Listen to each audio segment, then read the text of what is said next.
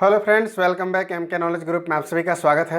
आज इस वीडियो में हम बात करेंगे संविधान की विशेषताएं से संबंधित जो भी महत्वपूर्ण क्वेश्चन हैं उन सभी क्वेश्चनों को इसमें टेस्ट पेपर के रूप में अभ्यास प्रश्न को देखेंगे कि संविधान की विशेषताएं से कैसे क्वेश्चन पूछे जाते हैं और किस प्रकार से प्रीवियस से इसमें पूछा गया है। और नेक्स्ट एग्जाम जो मंडी इंस्पेक्टर और सब इंस्पेक्टर एसएफ एग्जाम जो भी होने वाले हैं उन सभी एग्जाम में संविधान की विशेषताएँ से एक क्वेश्चन आपको देखने को मिलता है।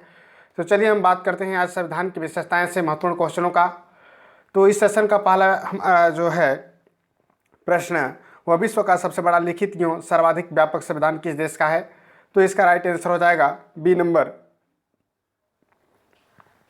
यानी भारत का संविधान जो है वह विश्व का जो है सबसे बड़ा लिखित और सर्वाधिक व्यापक संविधान कहलाता है। इसका राइट आंसर बी नंबर होगा।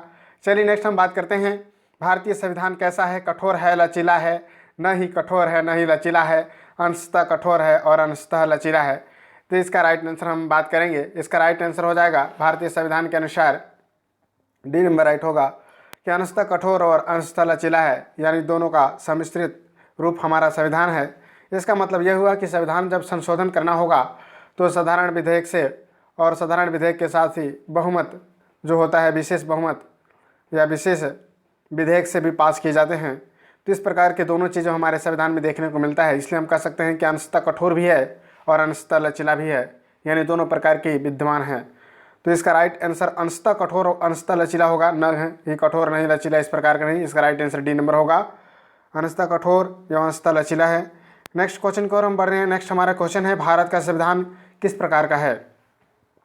तो भारत का संविधान किस प्रकार का है, संविधान में किस प्रकार का उल्लेख किया गया है, नम्य है कि अनम्य है कि नम्य और अनम्य है, इनमें से कोई नहीं। इसका राइट आंसर हो जाएगा भारत का संविधान नम्य और अनम्य, ठीक है, अनम्य दोनों है। इसका राइट आंसर सी नंबर होगा। नेक्स्ट क्वेश्चन की ओर हम बात करते हैं भारतीय संविधान के संबंध में कौन सा कथन सही है। तो भारत के संविधान में भारत को माना जाता है एक अर्ध संघ होगा, राज्य स्वतंत्र राज्यों का एक संघ, राज्यों का एक यूनियन, इनमें से कोई नहीं। इसका राइट आंसर सी नंबर होगा, राज्यों का एक यूनियन। भारत के संविधान में भारत को माना गया है राज्यों का एक यूनियन होगा। इसका राइट आंसर क्या होगा, सी नंबर, यानी जो है इसका देखते हैं भारतीय संविधान के संबंध में कौन सा कथन सही है, इसको बताना है आपको। तो हमारे भारतीय संविधान के दृष्टि से जो इसका राइट आंसर क्या हो सकता है, यह एक मौलिक संविधान है या दूसरे देशों के संविधान से प्रभावित है या दूसरे देशों के संविधान की बिल्कुल नकल है। उपरोक्त सभी कथन गलत है, इसमें आपको बताना है। तो भारतीय संविधान के संबंध में कौन सा कथन सही है, तो इसका राइट आंसर बी नंबर होगा। या दूसरे देशों के संविधान से प्रभावित है, तो इसका राइट आंसर क्या होगा, हमारा जो संविधान है वह दूसरे देशों के संविधान से प्रभावित होकर लिखा गया है, न कि डायरेक्ट उसको कॉपी किया गया है, ठीक है। नेक्स्ट है निम्नलिखित में से कौन सा कथन सही है। तो इसका राइट आंसर हो जाएगा निम्नलिखित में से कौन सा कथन सही है। भारत का संविधान भारत में संसदीय पद्धति की सरकार की व्यवस्था करता है। भारतीय संविधान द्वारा स्वतंत्र न्यायपालिका की स्थापना की गई है। भारतीय संविधान भारत में विधि के शासन की व्यवस्था करता है। उपरोक्त सभी। तो इसका राइट आंसर हो जाएगा डी नंबर, कि भारतीय संविधान जो है भारत में संसदीय पद्धति की सरकार की व्यवस्था करता है और भारतीय संविधान द्वारा स्वतंत्र न्यायपालिका की स्थापना की गई है। भारतीय संविधान भारत में विधि के शासन की व्यवस्था करता है। तो इस प्रकार से उपरोक्त सभी जो विशेषताएं हैं वह हमारे भारतीय संविधान में विद्यमान है। नेक्स्ट हमारा क्वेश्चन है कि कौन सा कथन सही नहीं है, इसमें बताना है। भारतीय संविधान निर्मित, लिखित और सर्वाधिक व्यापक है। तो भारतीय संविधान निर्मित जो है वह लिखित और व्यापक है, कथन सही है। भारत का संविधान प्रभुत्व संपन्न, लोकतंत्रात्मक, पंथ निरपेक्ष, समाजवादी संविधान, ये भी कथन क्या है, सही है। भारतीय संविधान के मूल में मूल अधिकारों को समाविष्ट किया गया था। तो भारतीय संविधान में मूल अधिकारों को समाविष्ट किया गया था, ये भी कथन क्या है, सही है। इसका राइट आंसर हो जाएगा आपका डी नंबर, कि भारत के जो संविधान के प्रवर्तन के समय ही संविधान में मूल कर्तव्य लागू हुए थे। तो ऐसा नहीं था, भारतीय संविधान के जो प्रावधान है मूल कर्तव्य का वो बाद में जोड़े गए थे, यानी मूल संविधान में जो है मूल कर्तव्य नहीं शामिल था, ठीक है। तो उसके अलग से संशोधन के द्वारा मूल कर्तव्य को जोड़ा गया था। नेक्स्ट है निम्नलिखित में से कौन सा कथन सही है, इसका राइट आंसर बताना है। जैसे कि भारतीय संविधान में कई विदेशी संविधान के तत्वों का समावेश किया गया है। भारतीय संविधान एकल नागरिकता प्रदान करता है। भारतीय संविधान वयस्क मताधिकार की व्यवस्था करता है। उपरोक्त सभी, तो हमारे संविधान में उपरोक्त सभी विशेषताएं विद्यमान हैं कि हमारा संविधान जो है वह एकल नागरिकता की बात करता है। विदेशी संविधान के तत्वों को समावेश भी किया गया है और भारतीय संविधान वयस्क मताधिकार की व्यवस्था करता है। तो इस प्रकार के सभी गुण हमारे संविधान में विद्यमान हैं। नेक्स्ट बात करते हैं, भारत का संविधान अत्यंत लचीला, अत्यंत कठोर है। कठोर कम लचीला अधिक है, तो इसका राइट आंसर हो जाएगा भारत का संविधान कठोर कम लचीला अधिक है, तो इसका राइट आंसर सी नंबर होगा। तो इस प्रकार से क्वेश्चन की जो पैटर्न है उसको भी हमें समझना है कि इस प्रकार से क्वेश्चन प्रीवियस ईयर्स में और आगामी एग्जाम में पूछे जाने की संभावना है। भारतीय संविधान का स्वरूप किस प्रकार का है, इसका राइट आंसर बताना है सी नंबर। संरचना में संघात्मक, भावना में एकात्मक। ठीक है, भारतीय संविधान का जो स्वरूप है वह संरचना में संघात्मक, भावना की एकात्मक, इसका राइट आंसर सी नंबर होगा। इस प्रकार से संविधान के अंतर्गत जो भी है संरचना वह संघात्मक, भावना में एकात्मकता की ओर जाता है। नेक्स्ट है, भारतीय संविधान भावना में एकात्मक है क्योंकि, एकात्मकता के क्या लक्षण है, क्योंकि हमारा जो संसद को संवैधानिक संशोधन प्रक्रिया आरंभ करने के अधिकार है। ठीक है, कुछ स्थितियों में संसद को राज्य की कानून बनाने का अधिकार है, बिल्कुल, और अखिल भारतीय सेवाओं के कारण। तो इन सभी उपरोक्त कारणों के कारण हमारा भारतीय संविधान की जो भावना है वह एकात्मकता प्रतीत होती है और हमारे संविधान में संघात्मकता की भावना भी प्रतीत होता है। तो इसका राइट आंसर भी डी नंबर होगा। चलिए नेक्स्ट क्वेश्चन को अभ्यास करते हैं। नेक्स्ट हमारा क्वेश्चन है कि भारतीय संविधान के संदर्भ में कहा जाता है कि मौलिक संविधान है, वकीलों का स्वर्ग है, विकासशील संविधान है, तानाशाही संविधान है। तो हमारे जो भारतीय संविधान के संदर्भ में आलोचना के रूप में बताया जाता है कि वकीलों का स्वर्ग है, यानी कि बहुत प्रकार से ऐसे संविधान में जो भी प्रावधान किए गए हैं उसके हिसाब से वकीलों का संरक्षण प्रदान करता है, इसलिए वकीलों का स्वर्ग के नाम से भी आलोचना की जाती है हमारे संविधान को। नेक्स्ट हम बात करते हैं, भारतीय संविधान पर सबसे अधिक प्रभाव किसका पड़ा है, भारत सरकार अधिनियम 1935 का। बिल्कुल सही, सभी लोग जानते हैं, इसका राइट आंसर हो जाएगा भारत का सरकार जो है 1935 का संविधान जो भारतीय संविधान का सबसे अधिक प्रभाव पड़ा है। निम्नलिखित में से किसी निर्धारित होता है कि भारत का संविधान परिसंघीय है, तो इसका राइट आंसर हो जाएगा आपका सी नंबर, यानी कि केंद्र एवं राज्य के बीच शक्तियों का विवरण जो है वह निर्धारित होता है कि भारत का संविधान एक परिसंघीय है। इसका राइट आंसर हो जाएगा केंद्र और राज्य के बीच शक्तियों का विवरण, इसका सी नंबर राइट आंसर होगा। नेक्स्ट क्वेश्चन है, भारत में प्रजातंत्र इस तथ्य पर आधारित है। तो भारत का जो प्रजातंत्र किस तंत्र पर आधारित है, संविधान लिखित है। यहाँ पर मौलिक अधिकार प्रदान किए गए हैं, जनता से सरकारों को चुनने तथा बदलने का अधिकार प्राप्त है, तो इसका राइट आंसर सी नंबर होगा, यानी कि जनता से सरकारों को चुनने तथा बदलने का अधिकार प्राप्त है, इसका सी नंबर राइट होगा। भारत में प्रजातंत्र इस तथ्य पर आधारित है। नेक्स्ट हम बात करते हैं, भारतीय संविधान में 300 से अधिक आर्टिकल्स हैं, 350 से अधिक आर्टिकल्स हैं, 400 से अधिक आर्टिकल्स हैं, 500 से अधिक आर्टिकल्स हैं। सभी लोग जानते होंगे हमारे भारतीय संविधान में लगभग नहीं कुल 395 अनुच्छेद है, तो इसका राइट आंसर आपका बी नंबर होगा, यानी 350 से अधिक आर्टिकल हमारे संविधान में विद्यमान है। 12 अनुसूचियाँ हैं, इस प्रकार से 22 भाग हैं, इस प्रकार के हमारे संविधान का विवरण है। नेक्स्ट क्वेश्चन है, भारत में किस प्रकार का शासन व्यवस्था अपनाई गई है, तो इसका राइट आंसर हो जाएगा अमेरिका की अध्यक्षात्मक प्रणाली या ब्रिटिश संसद प्रणाली या फ्रांसीसी अध्यक्षात्मक प्रणाली या सामूहिक मंत्रिमंडल प्रणाली। इसका राइट आंसर बी नंबर होगा कि हमारे संविधान में जो भारत का संविधान है उसमें ब्रिटिश संसदात्मक प्रणाली वाले संविधान को अपनाया गया है।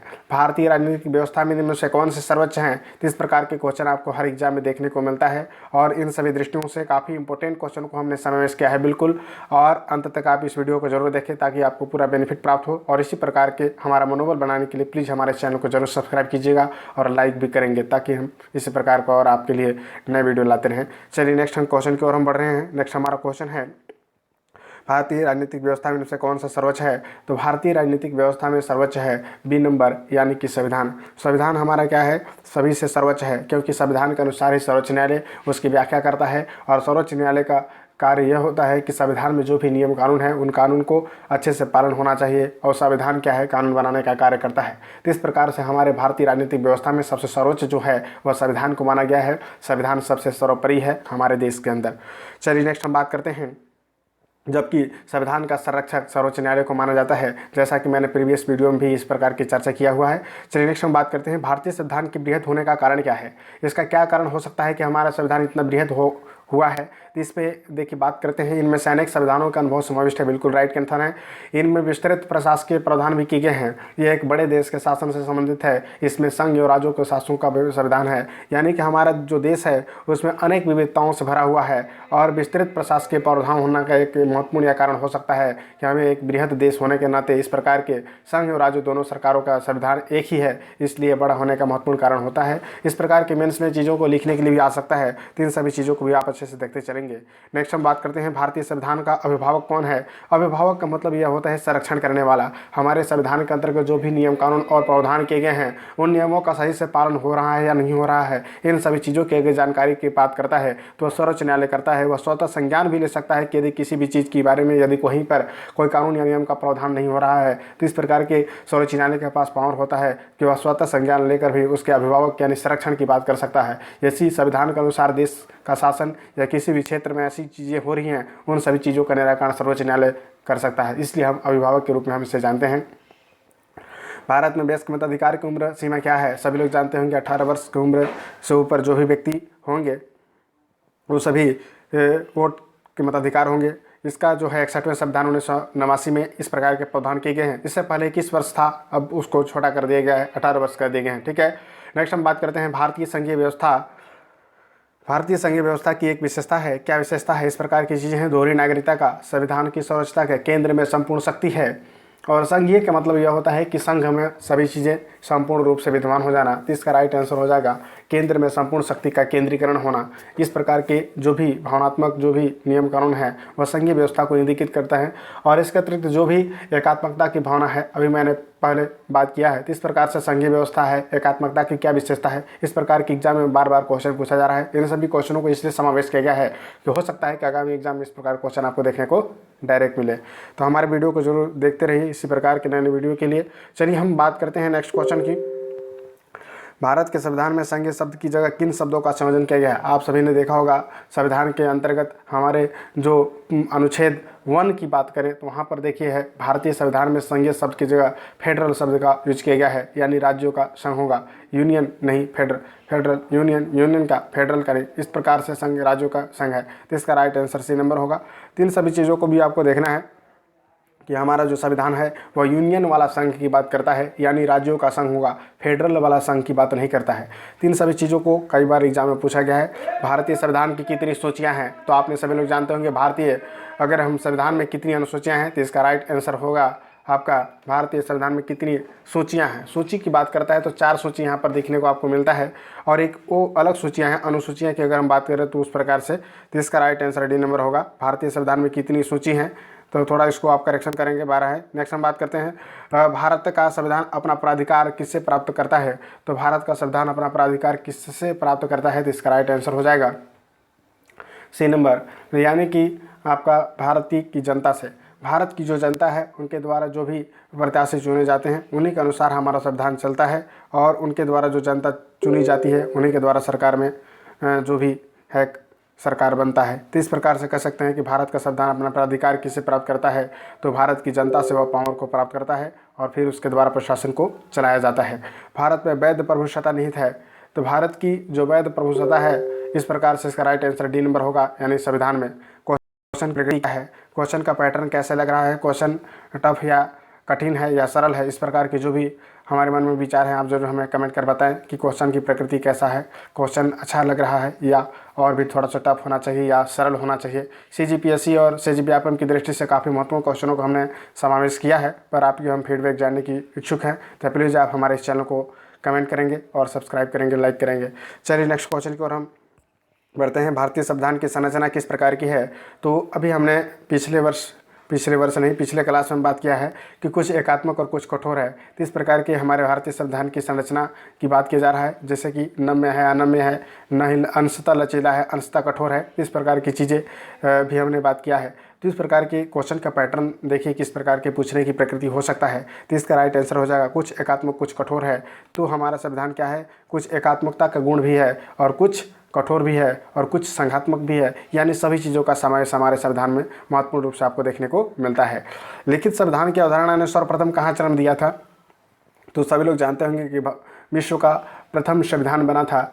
इसका राइट आंसर हो जाएगा ए नंबर, लिखित संविधान का अवधारणा हुआ था फ्रांस में बना था। सॉरी, इसका आप देखेंगे थोड़ा सा डाउट है मुझे, तो इसका फ्रांस या फ्रांस है, फ्रांस में लिखित संविधान है।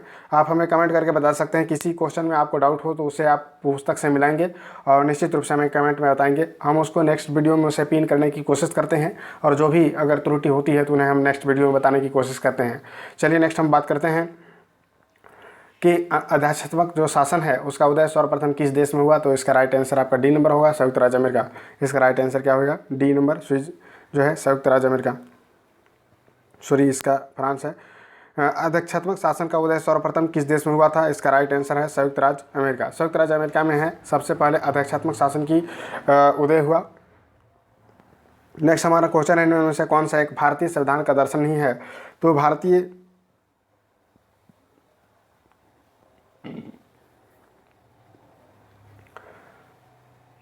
संविधान जो है कल्याणकारी राज्य की स्थापना करता है, समाजवादी राज्य की स्थापना करता है, राजनीतिक समानता की बात करता है, साम्यवादी राज्य, इस प्रकार की बातें नहीं करता है। हमारा जो संविधान है वह क्या है, कल्याणकारी राज्य की बात करता है। हमारा संविधान समाजवादी राज्य की बात करता है। हमारा संविधान राजनीतिक समानता की बात करता है। इस प्रकार से इसका डी नंबर राइट होगा, यानी हमारा संविधान में साम्यवादी जो दर्शन है उसको अपनाया गया नहीं है। भारतीय संविधान अर्ध संज्ञात्मक है, कारण आर जो है भारतीय संविधान न तो संघात्मक है और न ही एकात्मक है। तो इसका राइट आंसर हो जाएगा ए और आर दोनों सही है और आर एक की सही व्याख्या करता है। तो इस प्रकार के भी क्वेश्चन आपको देखने को मिलते हैं। प्रश्न को देखिए किस प्रकार से पैटर्न को पूछा है। भारत में राजनीतिक व्यवस्था के मूलभूत लक्षण क्या है। यह एक लोकतांत्रिक गणतंत्र है, इसमें संघात्मक रूप से सरकारें हैं। सर्वोच्च सत्ता भारत की जनता में निहित है, यह एक एकीकृत शक्ति का प्रावधान करता है। नीचे दिए कूट का सही उत्तर का चयन करेंगे। इसका राइट आंसर आपको बताना है। तो इसका राइट आंसर हो जाएगा कि भारत में जो राजनीतिक व्यवस्था के मूल लक्षण यह है कि यह एक लोकतांत्रिक गणतंत्र है। तो यह कथन क्या है, बिल्कुल सही है कि भारत एक लोकतांत्रिक गणतंत्र है। बिल्कुल, इसमें संसद जो है संसदात्मक रूप से सरकार चुनी जाती है, यह भी कथन बिल्कुल सही है। तीसरा कथन है कि सर्वोच्च सत्ता भारत की जनता में निहित है। बिल्कुल, यह भी कथन सही है। यही एक एकीकृत शक्ति का प्रावधान करता है। बिल्कुल नहीं, एकीकृत की बात नहीं करता है, संघात्मक और एकीकृत दोनों की बात करता है हमारा संविधान। यह केवल एकीकृत की बात नहीं करता है। तो इसलिए 1, 2, 3 इसमें राइट आंसर हो जाएगा, यानी कि पहला, दूसरा और तीसरा कथन सही है, चौथा कथन गलत है। नेक्स्ट है, निम्नलिखित में से कौन सी विशेषताएं भारतीय संघ और अमेरिकी संघ दोनों में साझी है। तो इसमें हम बात करेंगे कि हमारा जो संविधान है वह संविधान की व्याख्या के लिए संघीय उच्च न्यायालय का जो है सहयोग प्राप्त करता है कि संविधान की जो भी हमें व्याख्या करनी हो, जो भी उसमें नियम कानून है वह सर्वोच्च न्यायालय के द्वारा ही उसे बताया जाएगा।